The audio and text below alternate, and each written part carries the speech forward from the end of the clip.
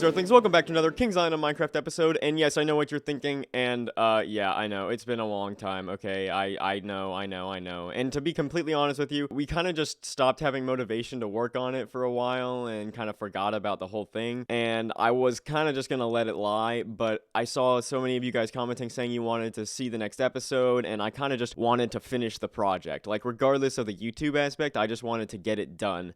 And I just also felt really bad for abandoning it and just not even saying anything. So unfortunately, Alec will not be joining me on this episode. He's just, got some other things going on in life, so he probably won't be back for like the foreseeable future. But if he ever decides to come back, I would love to have him back, but he will not be joining us from here on out unless I find out otherwise. In the last episode, we built the bat, which was very interesting, but in this episode, we built Banshee and also Delirium, which is, just this small little thing over here just to kind of complete the area. But anyways, so yeah, this whole episode will end up completing Action Zone. This is the third and final part of the Action Zone part of the series, and most of the episode will be focused on Banshee, but then we will also look at Delirium towards the end. Overall, this episode took 60 hours of work to complete, so please watch to the end of the video to make our suffering worth something, and I hope you enjoy the time lapse.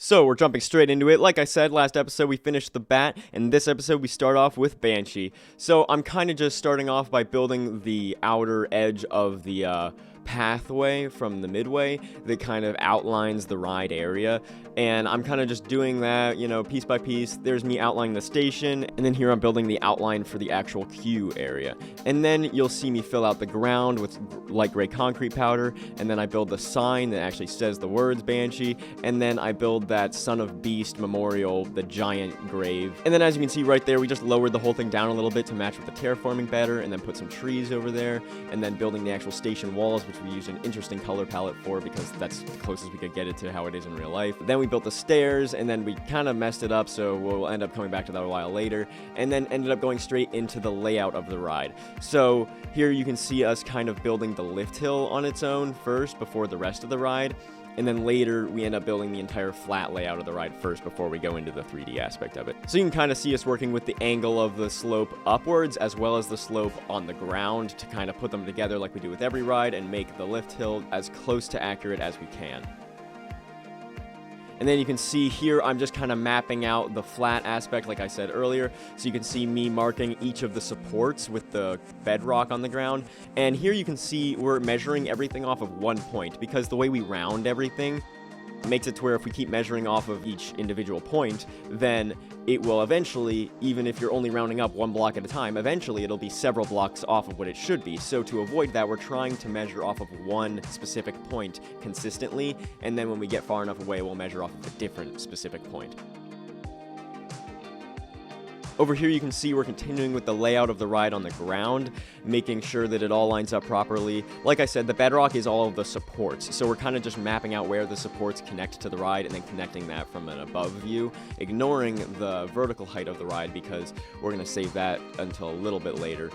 Then we come over here, finish with the loop, and now we can finally begin working on the 3D aspect of the ride. So you can see the orange blocks line up exactly with where the supports will connect, and then we use those to kind of measure off of each other to figure out the height of the ride. And then here you can see I'm moving over onto the rest of the ride, but still doing the exact same thing, just measuring from each point where the support will attach to the ride, and then eventually we will connect them all. Then I go back to the brake run and start working my way backwards by doing the same exact thing. Now, this does cause a little bit of an issue over here because I realized that some of the heights of these points are not lining up properly at all. Like, it was supposed to be higher according to the front of the ride, but from the back, it was supposed to be lower. So I had no idea what was going on, and it ended up causing a huge problem, and I just ended up saying, you know what, I'll wait until Alec gets back on the game and I'll ask him for a second opinion and kind of see where that goes. So then I jump back over here and continue with the outline and some of like the pathway type stuff over here. So you can see me marking some of the supports for future reference, and then you can see me outlining the pathways back here. And I know that there is terraforming there where the pathway does go down quite a bit where it heads over in the direction of Adventure Express, but until I build Adventure Express, I'm not going to worry about that because I just kind of want to get all that done first and then worry about terraforming. And then now Alec is back on the server, so I'm kind of explaining what the problem was that I was having an issue with, and then he was helping me out with that, and we both kind of just figured out that the earlier section of the ride with the pretzel loop was just a little bit too high, so you can see just there we dropped the whole thing down. And then Alec is mapping out that loop over there, building that, and then I'm over here building the 0G roll, connecting the points that we already had with the slope that we had on the ground. Now we're coming back over here and we're both working on the pretzel loop, combining that. So now we pretty much have the whole thing done except for the main loop that goes around the lift hill. So now we start to work on that, which this one was a little bit tricky because we had to center it properly, and then the design we had just was a little bit too skinny. It looked funny, so we had to widen it by a block, which we just did there, and now it looks a lot better. Finally completed it. So now the entire ride layout is done. And now, just like the bat, we reverse engineer the ground. So from the height of the ride that we already figure out, we just measure how far the ride is off the ground, and then that's where we figure out the ground needs to be. And then we just kind of go from there and terraform it and make it look a lot smoother. And then the only problem was right over here, we figured out that the bat was actually wrong. It was way too high up because there was just a big drop off where the Banshee started. So then we had to figure that all out and re-terraform it and reconnect it, and it was really annoying. I mean, it wasn't super hard to do, it was just the fact that we had to do it. So it wasn't a huge problem, it was pretty easy fix, but it was fairly time consuming, so it was a little frustrating. There you can see us connecting the terraforming with the points that we had measured out from above, and then kind of fixing the smoother side on the back that you won't really even see because it's covered in trees. So that's the kind of terraforming that we don't really spend a whole lot of time on, just, you know, kind of building it so that it's there. And then Alec is building the layout for the Son of Beast station, which somebody in the comment section of the last video pointed out that we missed. Don't worry, we didn't miss it, we were just saving it for this episode since it is closer to the area that Banshee encompasses. So we've laid out that, and now we're kind of working on the pathway and the terraforming and just kind of fixing this whole area up a little bit, terraforming wise.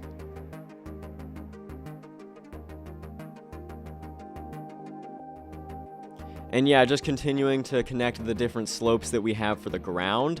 And then over here you can see that I'm fixing this whole area because the terraforming just is not connecting super well, so I had to kind of delete that whole chunk of land over there and then go at it one layer at a time, just like I did on the other side, just to kind of fix it a little bit and make it look a little bit nicer.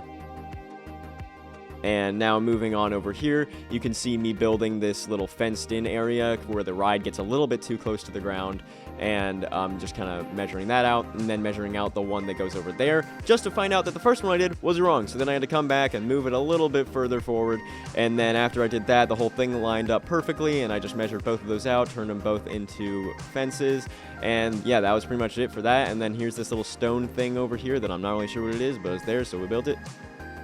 And then coming back over here, you can see I'm finally starting to work on the supports over here. So we're starting at the beginning, starting with the lift hill.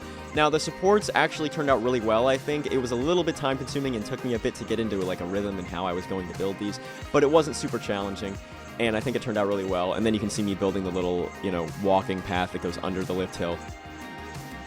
And then zooming in down here to the queue, you can see me kind of just putting in all of the iron bars and then building the staircase that I originally had trouble with, and kind of just completing that whole area, making it look a whole lot nicer, and then putting in some trash cans, and then finally adding a little bit more detail on the supports down there by the beginning of the ride. And then I come down here onto the queue again and start building the little awning things, which I'm pretty sure are like a reddish purple material, but I couldn't come up with a good material for that, so in-game I had to use purple slabs. So I know it looks really weird, but that's the closest I could get. If you have any better suggestions, let me know, but that's the best I could get. So there you go, purple blocks as an awning, who knew? And then I keep going on here and building some more supports. And, you know, there's not much to talk about here other than the fact that, you know, just kept doing it one after the other. You know, kind of just repeating the process over and over again. There weren't too many frustrating things about the supports, but I did have to remeasure a few things and kind of fix, which you'll see here in a second. I kind of have to move some of the old supports that I just built at the bottom of the drop. Yep, just there, you can see I moved it. And then building the supports for the loop, which was a little bit complicated, but I ended up making it work pretty well. Building some more fenced-in areas on the ground, and then continuing the supports over here into the main portion of the ride. So here I'm building the supports for the 0G roll. and then back down to the hill. And then here I actually had a huge problem with where the helix at the end of the ride was. I don't know what happened when we were measuring it originally, but we must have built it in the wrong spot because I measured it from a bunch of different angles and something was just not adding up. So then I had to move it 2 blocks to the left so that the supports could connect in the right spots on the ground. So it wasn't too complicated, but it was just frustrating. And you know, everybody's gonna make mistakes. We make mistakes all the time with this project, so just had to go back and fix it real quick. And then here you can see I'm going over and building the supports for the pretzel loop, which was not super hard at all. It just pretty much took a lot of time because there's a ton of supports and they kept interweaving with each other, and I had to make sure that they didn't, like, you know, go in a weird angle or, you know, go over a support that it wasn't supposed to. Then same process with the supports for the loop and then this whole area. Here I did realize that the supports were way too close to the bat, so I measured it a bunch and figured out that it was a little bit off, so I had to fix this whole thing as well. Now it's a couple blocks closer to the pretzel loop. It's still not perfect, but, you know, I'm close enough and I don't really care a whole lot to worry about it because it's pretty much as best as it's going to get at this point. And it is Minecraft after all, so who really cares?